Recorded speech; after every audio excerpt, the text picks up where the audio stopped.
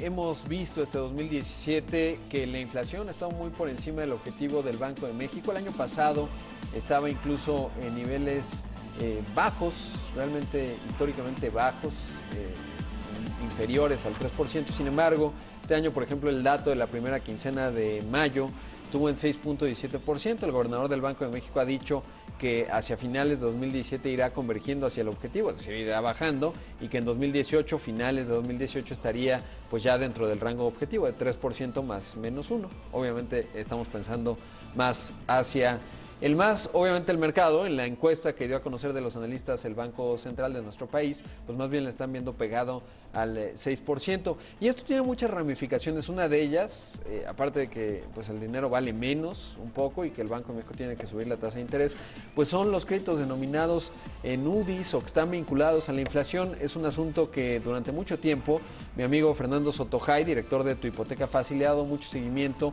porque son muchos los trabajadores que ven dañado su patrimonio porque pues les va creciendo, su ingreso no crece, pero sí lo que van pagando en cuanto a su... Sí, cara, fíjate que este año, como bien lo dices, esperamos un incremento de la inflación de alrededor del 6%.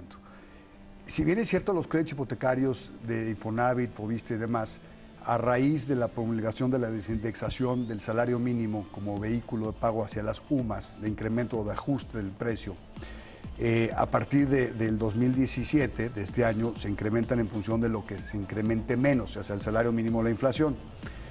Lo que estoy viendo yo que va a pasar el 1 de enero del 2018 a más de 5 millones de acreditados, por ejemplo, el Infonavit, es que van a deber 6% más de deuda y su mensualidad se les va a incrementar 6%. Porque aunque el salario mínimo es cierto que a través de la desindexación ya está topado al incremento de la inflación, sí, al valor de la UMA, claro, ¿no? Es cierto que la UMA, pues todos estamos viendo lo que acabas de comentar, que la UMA, o el valor de la inflación, va a ser del 6% este año. Pues imagínate que tú eres una persona que debes 500,000 pesos a tu crédito de Infonavit. El 1 de enero del 2018, tú vas a deber 530 mil pesos, 530,000 pesos de tu crédito hipotecario. Oye, ¿cómo? ¿Pero cómo puede ser posible que deba 530,000 si ayer debía 500? Pues esto es muy sencillo. Como se va a actualizar la deuda en función del incremento que tiene la UMA, pues entonces tú vas a ver ese 6% más y tu mensualidad va a pasar, en vez de tener una mensualidad de 5,000 pesos que estabas pagando, vamos a pensar 5,000 pesos más o menos, va a estar pagando 5,300 pesos mensuales. Y habrá quien diga, ay, 300 pesos no es nada. No, 3,000 pesos, si lo multiplicamos por 12, equivale prácticamente a una mensualidad, más de una mensualidad de lo que estarías pagando. Y estas personas que ganan 5,000 pesos, que van a pagar 5,000 pesos mensuales de su hipoteca, ganan 15,000 al mes. Diles a estas personas que resulta que porque tu deuda sigue actualizada, sigue denominada en una moneda que no existe, que se actualiza año con año, vas a pagar el equivalente en el año a un mes. Ahora, ¿cuál es el cálculo actuarial?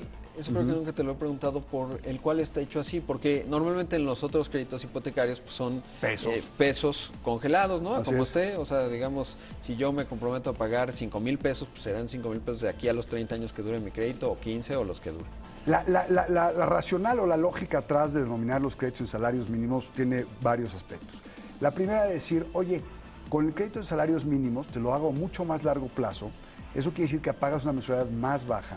Y aunque no amortices tanto capital, o prácticamente no amortices como va a ser en estos casos de inflación más alta, lo que implica el incremento del salario mínimo, lo que vas a tener tú en estos casos es que en teoría la persona podría ir pagando más y más y más de su crédito porque va ganando más. Esa es la racional o la lógica atrás de haberlos denominado en salarios mínimos. Te pongo una mensualidad más baja, y eso permite que en el tiempo, con los incrementos a tu ingreso que vas a ir teniendo, puedas ir pagando más. La realidad de las cosas es que no ha sucedido así. La realidad de las cosas es que al ser créditos denominados en estas monedas, por llamarle de una manera, o en estas formas de pago, las personas no incrementan su capacidad de ingreso en función al incremento que tienen sus deudas y estas personas se quedan atoradas en el tiempo. Hemos visto ejemplos gravísimos de personas y hemos visto ejemplos, un muy querido amigo mío, Jim Toll, me decía, Fer, es que sí tenía un sentido el que nosotros en su momento se otorgaran los créditos en salarios mínimos. Sí, en su momento lo tuvo. de ese momento terminó por lo menos en el 1997.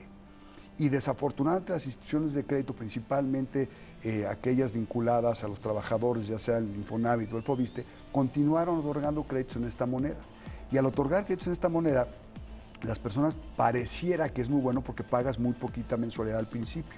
Pero conforme se empieza a actualizar, como los créditos no dan tiempo de pagarse la capital en los primeros años, porque el incremento es más alto de lo que tú amortizas, es decir, Claro. ajusto Sí, más sí. de lo que pago, entonces se va generando una bola de nieve y en algunos casos llega a ser bien delicado.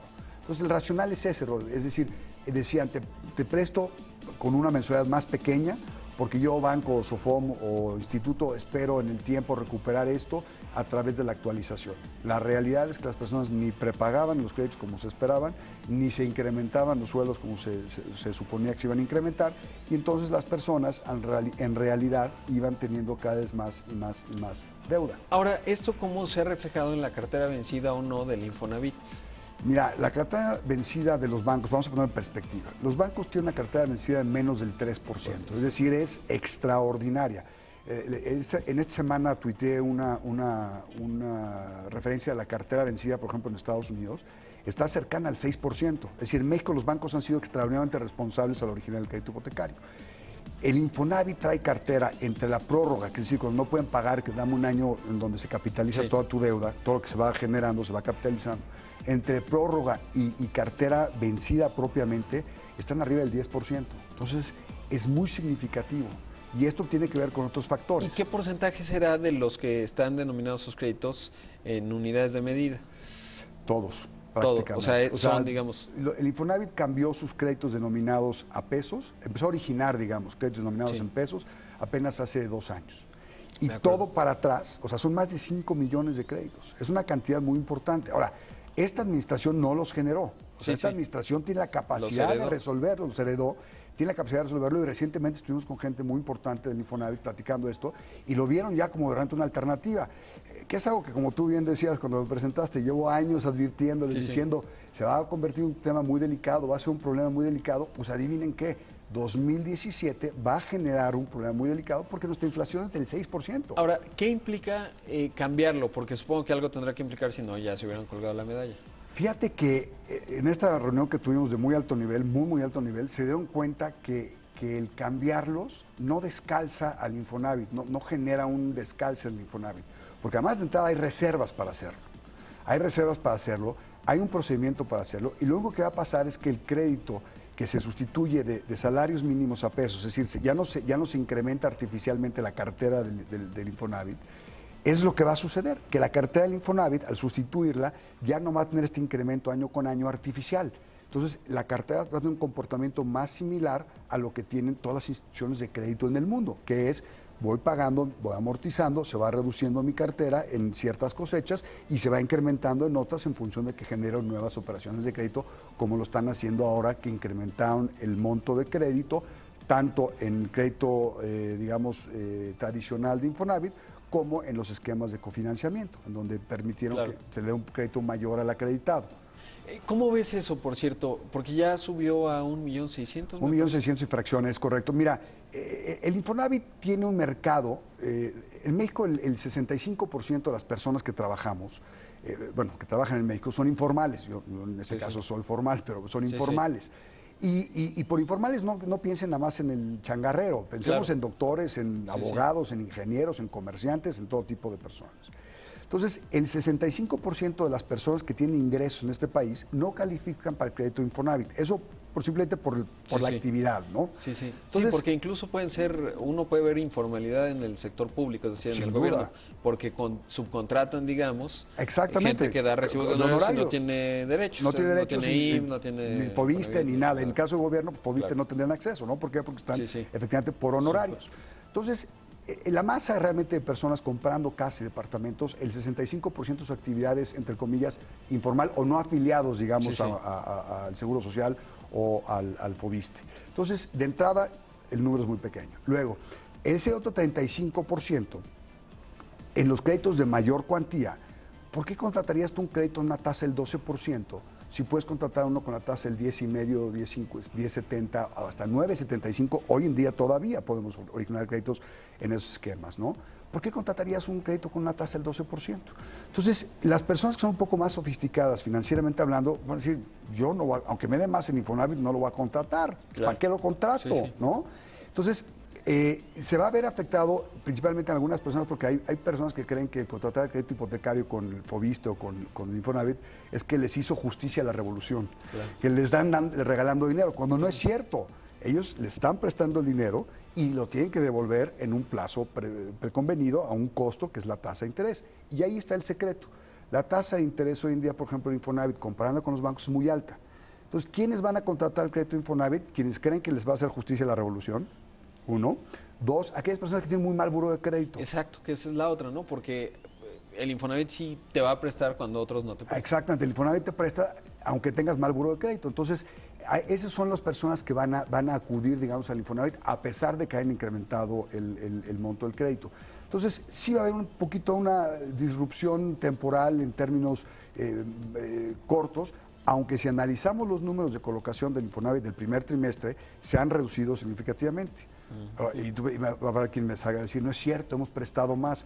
Sí, se han prestado más en términos de cuantía, claro, pero no en número de unidades. Nominal, ¿no? Nominal, es decir, exacto. Personas que se van a tener una nueva casa son menos porque aumentaron, y eso tendría que ver con aumentar el crédito. Aumentaron el crédito del Cofinavit, antes te prestaban 200 y tantos mil pesos, ahora te prestan 400 y tantos mil. Entonces, si tú quieres sacar la subcuenta de vivienda que tienes, que es maravilloso, y el Cofinavit es un producto muy bueno, porque te permite sacar esta subcuenta de vivienda, antes te prestaba el Infonavit 250 mil pesos por darte un número, ahora te presta 460 mil pesos. Entonces, incrementaron el monto del crédito, pero el número de transacciones se ha reducido. Entonces, ¿por qué? Por la situación que estamos viviendo en la Ciudad de México, particularmente con el marco legal que tiene que ver con el desarrollo inmobiliario, pues realmente con la ley de vivienda y todas estas nuevas legislaciones que implementaron. Ya se nos acaba el tiempo, querido Fer, pero ¿cuál será el monto promedio de una vivienda en la Ciudad de México?